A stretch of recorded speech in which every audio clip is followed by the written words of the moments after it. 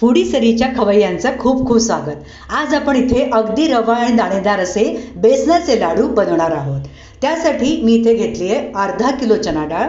ही तुम्ही वजनाने जर पाहाल तर 2 कप चना डाळ आहे. ही चना डाळ सुद्धा अशी पाहून घ्यायची जी पिवळी धम्म असेल, म्हणजे प्रत्येक दाणा हा अगदी स्वच्छ असेल. तुम्ही बघू शकता या कपाने मी साधारण 2 कप भरून चना डाळ घेतली आहे आणि ती निवडून घेतली आहे. आता ही चना डाळ आपल्याला काय करायची, थोडीशी भाजून घ्यायची. नुसतीच भाजून घ्यायची आहे, मध्यम ते लो आचेवर भाजून घ्यायची आहे. एका जाड बुडाच्या कढईमध्ये ही मी थोडी एक 10-15 मिनटं भाजून घेते. यांनी काय होतं की आपले बेसनाचे लाडू टाळूला चिकटत नाही आणि रवा आणि दाणेदार बनतात. ही एक तुमची पहिली टीप समजा. आता हे माझं अगदी छान असं खळखळीत चण्याची डाळ भाजून झालेली आहे. तुम्ही बघू शकता ही ओरिजिनल डाळ आणि भाजलेली डाळ याच्या रंगामध्ये किती फरक आहे. आणि ही भाजलेली डाळ एका पेपरवर मी छान अशी पसरवून ठेवून थंड करायला ठेवली. आता इथे मी याचं दळून आणलं आहे, म्हणजे दाणेदार बेसन मी दळून आणलं आहे. खूप बारीक आपल्याला बेसनाचं पीठ करायचं नाही आहे. थोडंसं रवाळ दळून आणायचं आहे चक्कीतनं. आणि इथे मी घेतलं आहे अर्धा किलो बेसन करता पाऊण वाटी तूप. एक साजूक तूप घेतलं आहे मी. या कपानेच मी साधारण पाऊण वाटी आणि वरतून 1 टेबलस्पून जास्त असं मी तूप घेतलं आहे. हे या प्रमाण अगदी बरोबर आहे.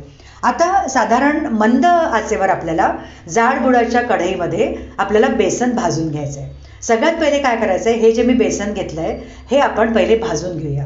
आता या बेसनाच्या लाडवामध्ये ही एक महत्त्वाची टीप असते की तुम्हाला बेसन चांगलं भाजावं लागतं. आता हे मी तूप याच्यात घालून घेतलेलं आहे. 1-2 टेबलस्पून तूप फक्त मी उरवून ठेवलेलं आहे. कारण असं होतं की काही बेसन जास्त तूप पितात आणि काही बेसनाला कमी तूप लागतं. म्हणून काय करायचं की to be on the safe side थोडंसं 1-2 चमचे बेसन तूप काढून ठेवायचं. आता हे या तुपामध्ये हे बेसन आपल्याला मंद गॅसवर छान 10 मिनटं भाजून घ्यायचं आहे. तुम्ही बघू शकता की हे बेसन मोकळं झालेलं आहे आणि याचा रंगसुद्धा मस्तपैकी बदलला आहे, पिवळसा झाला आहे. याच्यातले जे लम्प्स असतात, जे गोळे असतात ते आपण फोडून घ्यायचे थोडेसे. आता मला हे जे थोडंसं कोरडं वाटतं बेसन, आता मी हे 2 चमचे आपण जे तूप उरवून ठेवलं होतं ते सुद्धा मी याच्यात घालणार आहे.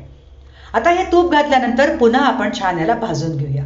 बेसनाच्या लाडवाची हीच एक टीप आहे, ही एक महत्त्वाची स्टेप आहे की तुम्ही बेसन किती छान भाजता. म्हणजे थोडंसं ब्राऊन रंगावर जरी आलं बेसन तरीही बेसनाचे लाडू अतिशय खमंग लागतात. कोणी कोणी याच्यात किंचित अगदी अर्धा चमचा हळद पण टाकतात. हळदीने बेसनाच्या लाडवाला खूप छान रंग येतो, पण हळद इज व्हेरी ऑप्शनल, नाही घातली तरी फरक पडत नाही. आता हे पण तुम्ही बघू शकता किती छान बेसन भाजून झालेलं आहे. आणि आपण रवाळ बेसन घेतल्यामुळे आणि चण्याची डाळ आधीच भाजून घेतल्यामुळे काय होतं की आपल्याला खूप वेळ बेसन भाजत बसावं लागत नाही. आणि कारण काय होतं की बेसन भाजताना इतके हात दुखतात की शेवटी मग बेसनाचे लाडू करायचा आहे तो कंटाळा. म्हणून ही टीप की चण्याची डाळ तुम्ही सगळ्यात पहिले भाजून मग चक्कीत दळायला द्या, ही एक महत्त्वाची टीप आहे. आता हे बेसनाला बघ तुम्ही तूप सुटायला लागलेलं आहे आणि छान असं सॉफ्ट झालं आहे. आता या स्टेपला काय करायचं, 1-2 टेबलस्पून मी दूध घालते. आता हे दूध सुद्धा तुम्हाला जर वाटत असेल की लाडू दुधाने खराब होतात तर तुम्ही यात पाणी सुद्धा घालू शकता. अगदी 2 टेबलस्पून पाणी घालायचं आहे. याने काय होतं की आपलं बेसन फुलतं. फुलल्यामुळे बेसनाचे लाडू अतिशय रवाळ होतात आणि टाळूला बिलकुल चिकटत नाही. आता हे 2 चमचे दूध घातल्यानंतर पुन्हा आपण थोडंसं 5 मिनटं ते बेसन भाजून घेणार आहोत तुपातलं. तुम्ही बघू शकता किती सॉफ्ट झालेलं आहे बेसन आणि छान असं त्याला तूप सुटलंय, चकचकी आली. आता मस्त त्याच्यात काजू किसमिस तुम्हाला हवे तेवढे तुम्ही घालू शकता आणि मग एकदा पुन्हा ढवळून घ्यायचं आहे, छान भाजून घ्यायचं आहे. आणि वेलदोड्याची पावडर घालायची, 1 चमचा वेलदोडा पावडर घालू शकता. कोणी कोणी जायफळ पावडर पण घालतात, पण ते सुद्धा ऑप्शनल आहे. आता हे माझं बेसन भाजून झालेलं छानपैकी अतिशय खमंग वास घरभर सुटतो, तेव्हा समजावं की बेसन छान भाजून झालंय. आता एका मोठ्या ताटामध्ये हे पसरून मी थंड करायला ठेवते. याच्याकरता मोठं ताट घ्यायचं आपल्याला की ते बेसन पूर्णपणे कण त्याला थंड व्हायला लागतं. आता हे बेसन पसरवल्यामुळे छान थंड झालेलं आहे. आता यात मी घालते पिठी साखर. आता आपण अर्धा किलो बेसन घेतलेलं आहे, त्याला आपण टाकलेलं आहे पाऊण वाटी तूप आणि ह्यात मी पिठी साखर घेते आहे 1.5 कप.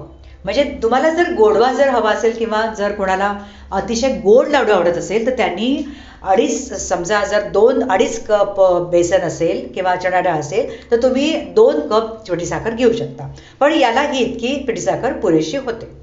आता हे तुम्ही बघू शकता मी छान असे लाडू वळायला घेतले कारण बेसन आपलं मस्त थंड झालेलं आहे आणि हे लाडू तुम्ही बघू शकता किती छान गोल गरगरीत आणि चकचकी आली त्याला. मस्त चकाकी आले बेसनाच्या लाडूला. आता ही एक ट्रिक मी तुम्हाला सांगते की बेसनाचे लाडू फटाफट कसे करायचे.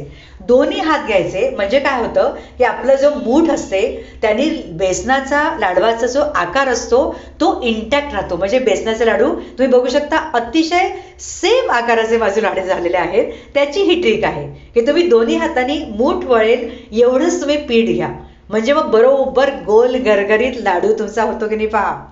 आता हे आपले बेसनाचे लाडू अतिशय रवाळ आणि मध्यम तुपातले, बिलकुल जास्त तूप नाही याला आणि कमी पण नाही आहे, असे हे लाडू आपले बनवून तयार आहेत आणि अतिशय छान चकाकी आली त्याला. तुम्ही या दिवाळीत या पद्धतीने बेसनाचे लाडू नक्की करून पहा आणि मला कमेंट बॉक्समध्ये मात्र कमेंट जरूर करा की तुमचे हे बेसनाचे लाडू कसे झाले.